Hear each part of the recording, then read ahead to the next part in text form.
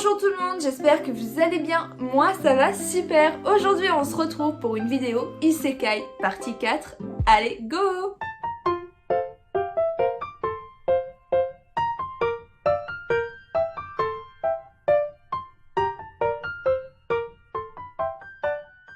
Et oui, on est déjà à la partie 4 des Isekai, ça fait beaucoup.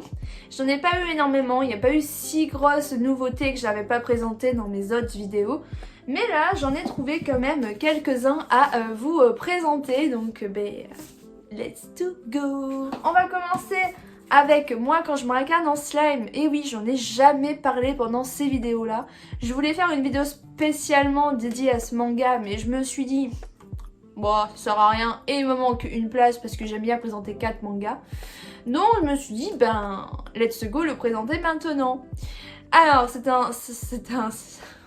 c'est un isekai de chez Kurokawa, composé à l'heure actuelle de 17 tomes sortis en France. Le tome 18 va bientôt sortir, normalement vers janvier-février, par là, dans ces eaux-là, on va voir la suite. Il y a également un hors-série qui est sorti, c'est moi quand je vois un canon slime, comment vivre chez des bêtes. Le tome 4 il sort là cette semaine. C'est aussi un très très bon hors-série. Mais on va se baser d'abord sur l'histoire là. Donc là on va suivre un jeune homme qui va se faire tuer, voilà, dans son corps basique. Et il va être réincarné du coup en slime dans un autre monde. Et son but, ça va être de faire en sorte que les humains et les monstres s'entendent bien et vivent en paix dans le même royaume. Donc on va voir un petit peu comment il fait pour tout simplement réussir sa petite mission. Et c'est assez marrant, c'est bien amené, c'est bien dessiné, c'est bien construit. C'est vraiment un bon petit manga qui vaut le détour. En plus de ça, il existe en animé sur ADN Crunchyroll. Il y a les 2 premières saisons, on attend de savoir s'il y aura une saison 3. Mais pour l'instant, c'est vraiment très très bien amené et ça a vraiment un très très très gros potentiel. On a également un coffret collector en guillemets, évidemment, des 3 premiers tomes. Mais sinon, est-ce qu'il y a d'autres choses qui sont sorties? On a plein de petits goodies, etc. etc. Et je trouve vraiment qu'il est très très bien. Ensuite, nous avons chez Mian Édition. On a une petite nouveauté que j'avais parlé vite fait dans une vidéo nouveauté de chez Mian. C'est Harem in the Fantasy World Dingion. C'est un isekai, donc pour l'instant on a les 2 premiers tomes qui sont sortis. Le tome 3 sort également au mois de janvier, donc j'ai hâte de savoir la suite. C'est un isekai un peu ecchi, je dirais un peu, on va peut-être même dire beaucoup. Dans le tome 2, il y en a quand même un bon petit tabalou. Mais bon, sinon l'histoire est très très bien amenée, j'aime beaucoup comment il se démarque en fait, parce que c'est très très bien expliqué, c'est bien détaillé, les graphismes sont très très beaux, franchement j'aime beaucoup le style de dessin, j'espère qu'il n'y a aucune scène un peu voilà. Mais j'aime beaucoup aussi notre jeune perso ici, Roxane. J'aime vraiment beaucoup ce petit isekai. Donc l'histoire, c'est un jeune homme qui va être du coup téléporté. Mais en fait avant il va créer, en gros il va recevoir un mail il me semble, ou je ne sais plus, un truc comme ça, qui va lui dire crée ton propre personnage, qui c'est que tu aimerais être, qu'est-ce que tu aimerais faire. Donc du coup il va répondre un petit peu à un questionnaire. Et en fait le lendemain il va se retrouver téléporté dans ce monde avec ce personnage qui s'est créé lui-même. Donc du coup il connaît un peu ses atouts, ses compétences, etc. vu que c'est lui qui les a choisis. Et il se décide du coup de mener sa petite vie tranquillou. Mais en même temps il découvre qu'on peut avoir des esclaves, tout simplement. Il se dit pourquoi pas créer mon petit harem à moi avec mes jolies fifis, etc. etc. Donc du coup on le voit combattre des monstres et tout pour gagner de l'argent pour acheter du coup notre esclave Roxane. Voilà, c'est vraiment une bonne histoire, c'est un bon isekai. J'espère juste que ce sera pas trop ecchi non plus. Ensuite, une autre nouveauté de chez Mian, c'est Loner Life in Another World. C'est ça, World. Le tome 1, on a le tome 1 et le tome 2 qui sont sortis en même temps. C'est un très bon isekai, bien amené. Donc là, c'est un autre style d'histoire. Ici, on a un jeune garçon qui a été le dernier à pouvoir choisir ses caractéristiques parce qu'en fait, il a essayé de se planquer, tout simplement. Donc en gros Dieu ne l'a pas vu. Donc c'est le dernier qui choisit et il lui reste que de la mémerde en fait, hein, tout simplement. Toutes les meilleures compétences ont été prises, toutes les meilleures classes ont été prises, tout voilà quoi. Lui il a plus que rien et donc du coup il dit c'est pas juste, etc., etc.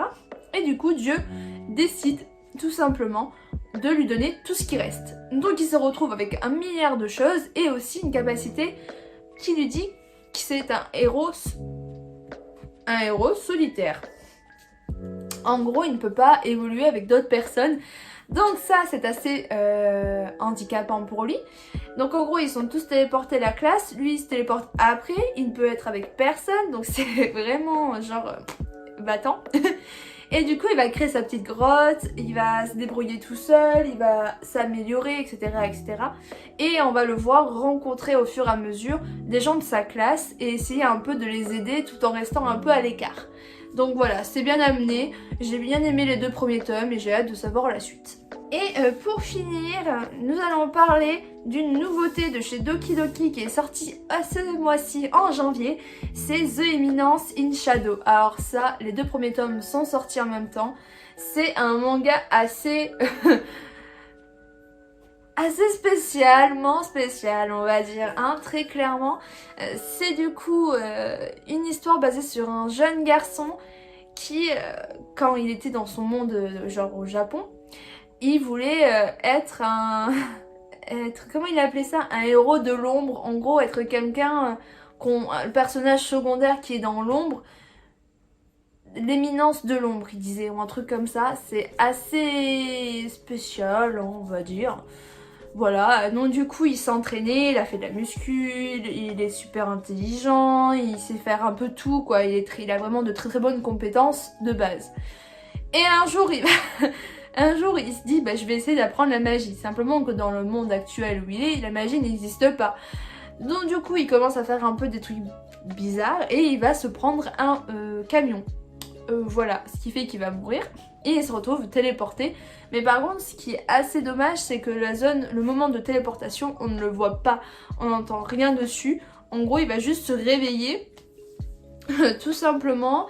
On va le voir 13 ans après, il me semble, 13 ans après son invocation, sans savoir comment il a été invoqué. On ne sait rien, juste que voilà, il s'est entraîné, etc. Du coup, il a une sœur dans ce monde-là. Et devant tout le monde, il se fait passer pour une grosse merde en fait pour lui. Tout le monde pense qu'il est nul alors qu'en réalité, il est super badass parce qu'il a toujours ses souvenirs de sa vie antérieure. Et du coup, il commence à faire un petit peu sa... Comment il dit? C'est en Eminence in Shadow. En gros, il va créer sa société secrète de l'ombre. Shadow Garden ou un truc comme ça. Et il va tous les soirs, en gros la nuit, agir contre des voleurs, etc., etc. Et un jour, il va rencontrer une elfe qui a été possédée. Donc en gros, il va la guérir. C'était une marchandise qui appartenait à des voleurs. Et la fille, elle dit, je suis à ton service, en fait, vu que tu m'as sauvée. Il fait, ok, d'accord. Et il commence à lui raconter une histoire, mais en disant comme quoi il se battait contre le démon Diabolos, ou je ne sais plus le nom, et que lui c'était une agent secrète qui marche dans l'ombre pour éliminer ces personnes, etc. Bref, il lui a fait tout un speech de fou, hein. Et elle était à fond grave dedans, et après il se dit dans sa tête, oh punaise, elle m'a cru alors que c'est un truc bidon en fait. Tout simplement, le mec veut juste faire régner la loi, mais dans l'ombre. Et du coup il a créé une histoire stupide. Et le plus drôle dans tout ça, c'est que les filles, du coup l'elfe va le dire à d'autres personnes, qui vont le dire à d'autres personnes, et ça va devenir vrai. C'est ça le plus drôle, c'est qu'à la fin il y aura vraiment des méchants, on va dire, qui font partie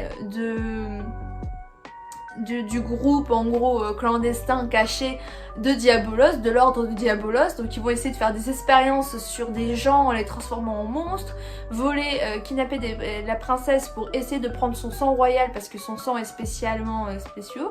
Il va permettre de faire accroire les monstres, je ne sais quoi, mais c'est vraiment parti loin. Et lui il est là en mode Tiens donc, je crois que j'ai créé un peu un bazar. Une simple histoire de naze de A à 0, c'est Pipito Pipito.